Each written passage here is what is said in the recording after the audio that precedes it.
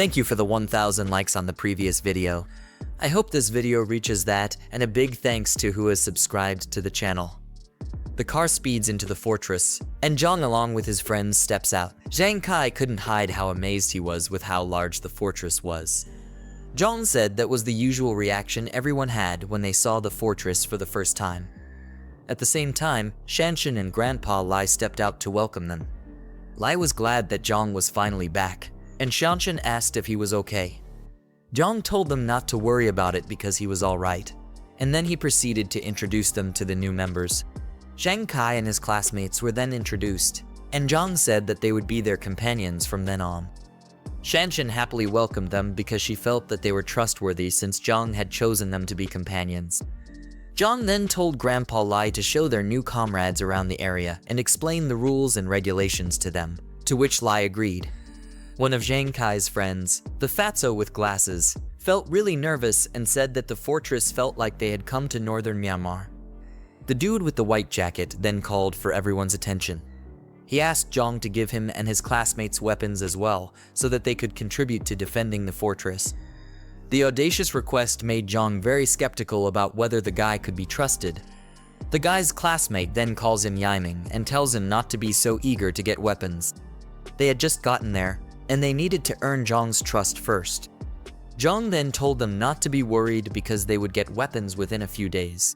Noticing that Jiang was still unconscious, Jiang said that they should have him checked in the medical room first since his injuries were still severe. Zhang Kai and his brothers went inside the building and proceeded to freshen up themselves. Yinaming then asked the fatso, who's known as Fourth, why he stopped him from getting weapons earlier. He said that if he hadn't been stopped, they would have had weapons by now, but Fourth was just confused. Yinaming told him that given their current situation, they were being protected, and at worst, they were practically under house arrest. Fourth wasn't pleased with his words and told him to stop talking like that because, after all, Jiang saved them. Nevertheless, Yinaming still wasn't okay with their condition. He asked Zhang Kai what his background was, to which Zhang Kai replied by reminding them that Jiang said someone hired him to protect them. Yinaming was still displeased. He wanted to know who could have hired Jiang and said that it was possible that Jiang wasn't telling them the truth. To top it off, he told them to look at the way Jiang was being treated. Despite the fact that Jiang's injuries were being monitored in the medical room, Yinaming said that the room was more secure than a prison. He felt that Jiang might have been planning to harvest Jiang's organs there and told his brothers that they needed to strike first. Fourth tried to reason with him by asking what would happen if they were wrong about Jiang, and if that wouldn't be like betraying their savior. Yinaming told him that he would rather betray the world than let the world betray him. If what Jiang told them was true, he planned to take over the fortress and seize control. Yinaming was too far gone in his head, and there was no going back for him.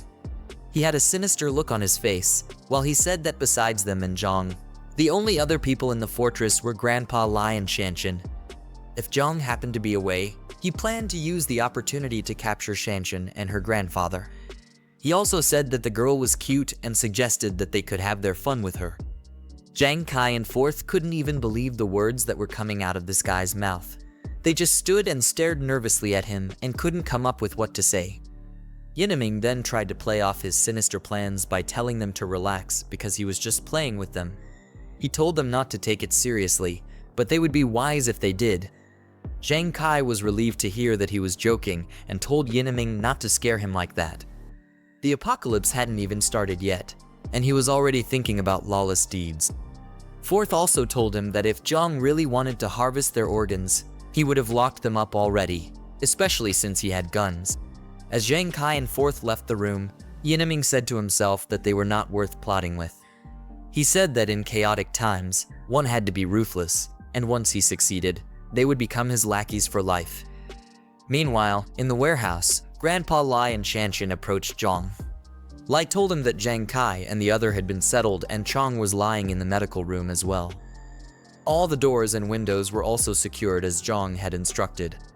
Jiang thanked the old man, then told him and Shanshan to get some rest because no one knew what could happen the next day. Jiang called back their attention when he suddenly remembered something. Aside from Jiang, he told them to keep an eye on the other remaining classmates of Zhang Kai because he felt there was a traitor among them. Shanshan and her granddad looked very worried as they heard that there was a possibility of a traitor close to them. Later that night, Jiang returned to the warehouse and began looking through the system's item shop. He started redeeming the supply boxes one by one, and each of them had an item that would prove to be very useful to him. From lots of food supplies to many rounds of ammunition, the supply boxes made sure Jiang wasn't lacking in any area. Jiang stood in front of the huge mountain of rewards, saying that they were pretty decent. Although it wasn't as good as spending money freely, in the upcoming resource-scarce apocalypse, the rewards were very invaluable. The next day, some flashy cars and trucks pulled up to Jiang's fortress. A man in a suit and the rest of his goons stepped out of the cars with weapons in their hands. The man was talking with someone over the phone and wanted to confirm if he was at the right address. After confirming, he said they would eat together when he got back. As the man orders the goons to break down the door, he's revealed to be the crazy driver from earlier who Jiang had a little road rage fight with. The goons started banging on the gate in an attempt to break it down, but their efforts were completely futile. One of the goons told the man that the gate was probably an inch thick and they wouldn't be able to break it down with the weapons they had. The man was infuriated and asked who would use such a thick door in a normal house. He then ordered his men to bring out the big guns from the cars. They started to slowly unload the crates, which were filled with bottles of Molotov cocktails. The goons ignited the explosives and started throwing them over the gate. Fire rained down and spread throughout every corner of Jiang's fortress. In a matter of seconds, the place was filled with smoke, and the fires were burning uncontrollably. The goons continued to throw the flames into the fortress, setting everything ablaze. Shanshan, along with Jiang Kai and his crew, rushed out to extinguish the fires before everything would be burned to the ground. She said that Jiang was right about everything he had told her. The disaster hadn't fully hit yet, but extreme situations were already happening. At the same time, Jiang and Grandpa Lai stepped out with their guns to take care of the people who were causing trouble. They approached the fortress tower to get a better view of the goons. When they got to the top, Lai told Jiang that one of the guys looked familiar as well as one of the cars. His memories clocked it, and he recognized the man as the crazy driver who had a road rage incident with them earlier. One of the assailants noticed some strange movement in the tower. Then he told their boss that Jiang and the rest had arrived. The crazy driver immediately recognized Jiang and called him a little punk. He ordered Jiang to come down and face him, or he would burn the fortress to the ground. But Jiang told the idiot that he had 5 minutes to get lost with his lackeys or else. The bunch of lackeys got angry at Jiang's words, calling him a little brat and asking him if he knew who their boss was. They were told to stop wasting time and to bring out the other 2 crates of Molotovs, which were remaining. Just then, Jiang suddenly got a new task from the system. The crazy driver and his goons were seen as a threat to the fortress by the system, and it told Jiang to eliminate them as quickly as possible.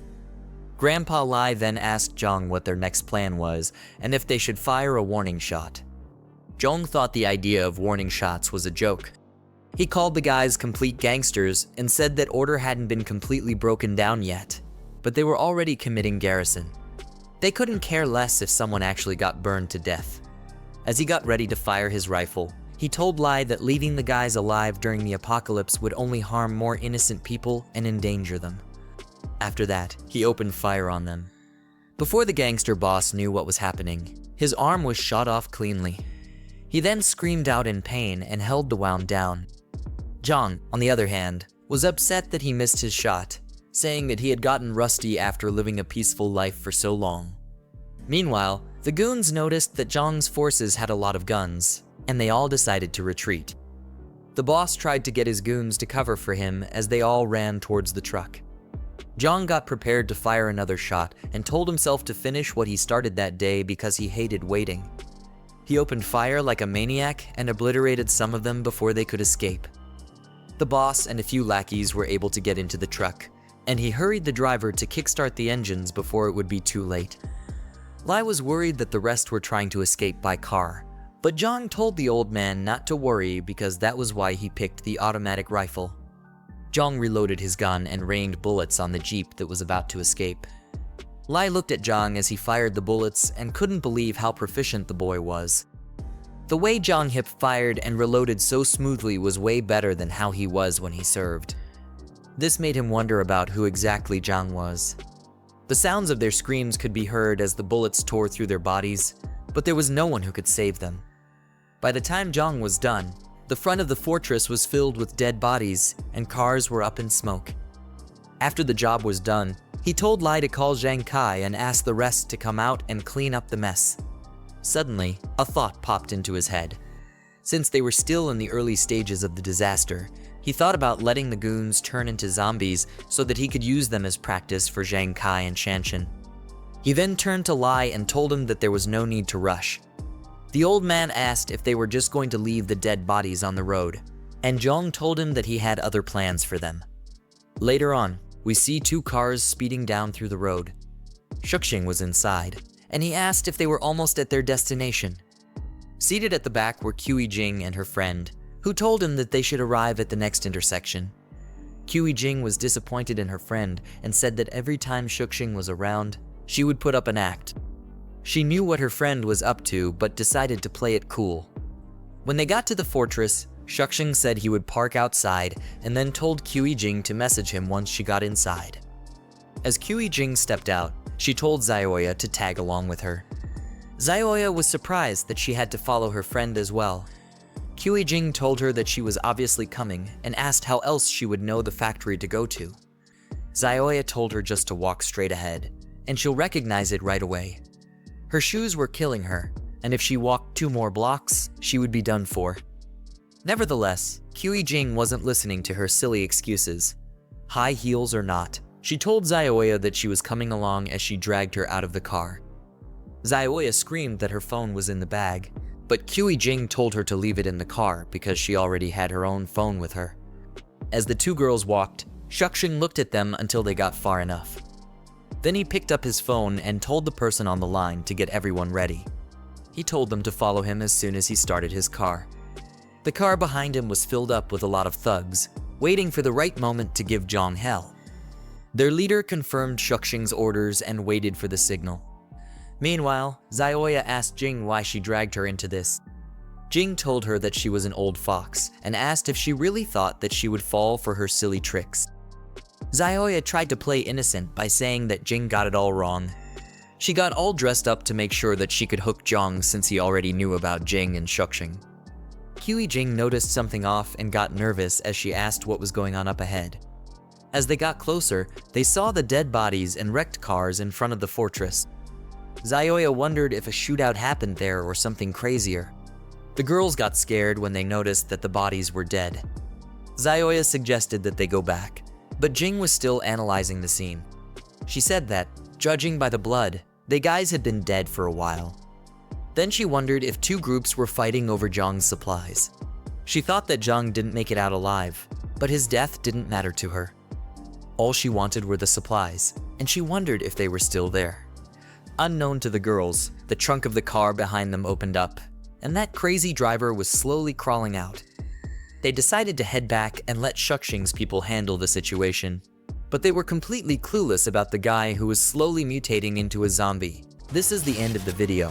If you guys want to see the next part, then don't forget to subscribe and like the video.